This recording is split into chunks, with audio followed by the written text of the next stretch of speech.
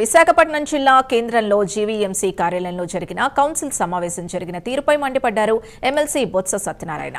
GVMC council సమావేశం చరిత్రలో ఒక చీకటి రోజుగా మిగిలిపోతుందని చెప్పారు. చంద్రబాబు నాయుడు బంధువుకి 5,000 కోట్ల రూపాయల భూముల్ని కట్టబెట్టడానికి తీర్మానాల్లో పెట్టి బలవంతంగా ఆమోదించుకున్నారని ఆరోపించారు. గీతం అవినీతికి, దోపిడీకి వ్యతిరేకంగా వైసీపీ కార్పొరేటర్లు అడిగితే దాడి చేశారని ఆరోపించారు. జీవీఎంసీ కౌన్సిల్లో ఆమోదం తెలిపితే అది చట్టబద్ధం కాదని సూచించారు.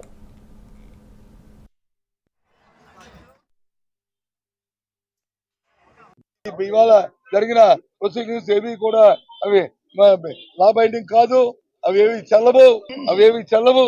చట్టరీత్యా దీని మీద కూడా మేము పోరాటం చేస్తాం. ఇది చాలా దురదృష్టం.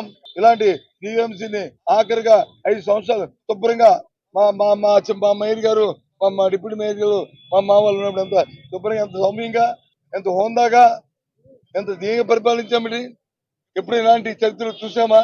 ఇలాంటి అవకాశాలు చూసామా? ఇది చాలా దురదృష్టకరం ఈ రోజు. అందుకే చీకటి రోజు ఇది బ్లాక్ డే. విశాఖపట్నం విశాఖపట్నం నగరపాలక సంస్థ చరిత్రలోని బ్లాక్ డే.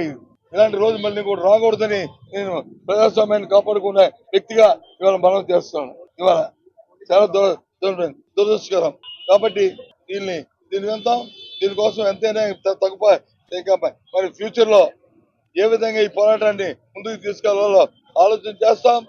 మా నాయకుడు జగన్మోహన్ రెడ్డి గారితో మళ్ళీ మీ అందరం కలిసి కూర్చొని దీని మీద చర్చించి ఒక కార్యాచరణ రూపొందించి